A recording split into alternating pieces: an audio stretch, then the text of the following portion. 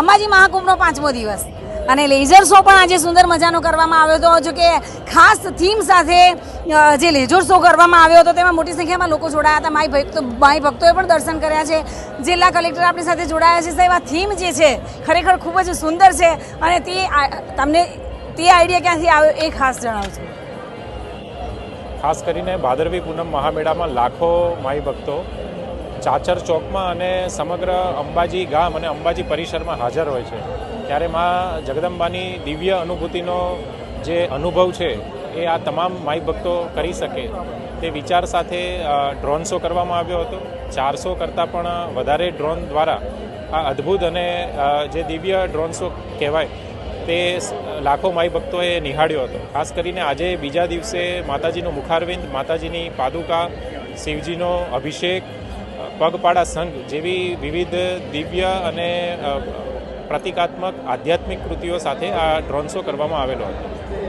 મોટી સંખ્યામાં માઈ ભક્તો અહીંયા પધારી રહ્યા છે અને ખાસ કરીને જે સુચારુ વ્યવસ્થા કરવામાં આવી છે, અધિકારીઓ અને સાથે સાથે લોકો પણ સહભાગી બની રહ્યા છે અને આ મેળા સૌ એક છેલ્લા ચરણમાં એટલે કે મેળો પહોંચી રહ્યો છે અને સૌનો સાથ અહીંયા સહકાર સ્વરૂપે મળી રહ્યો છે. આપણી સાથે જોડાયા છે બનાસકાંઠા જિલ્લા એસપી. જી સર, એક તો આપણે અભિનંદન કે આ બનાસકાંઠા જિલ્લામાં આપણી નિમણૂક થઈ અને બીજું કે આપણો પ્રથમ મેળો છે, તો સુચારુ સુવ્યવસ્થાના ભાગરૂપે કઈ રીતે આયોજન છે? નમસ્કાર.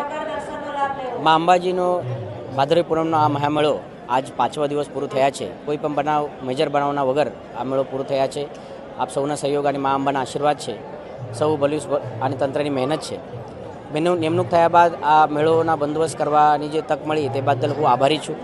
અને જે અગાઉથી પ્લાનિંગ હતી તેમાં મારા તરફથી જે થઈ શકે તે છેલ્લા 7 દિવસમાં કરવામાં આવેલ છે અને અત્યારે પણ જે મહેનત છે જે શરૂ છે.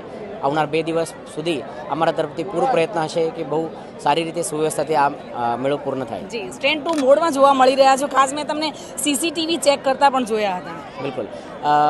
આ મેળા દરમિયાન 600થી વધુ સીસીટીવીના માધ્યમથી બંદોબસ્ત ઉપર નજર રાખવામાં આવેલી છે. કોઈ પણ જગ્યા વધુ ભીડ ન થાય, કોઈ અસામાજિક પ્રવૃત્તિ, ગુનેગારી પ્રવૃત્તિના કારણે લોકોને અવ્યવસ્થા ન સર્જાય તે માટે સીસીટીવીના માધ્યમથી સર્વેલન્સ રાખવામાં આવેલ છે.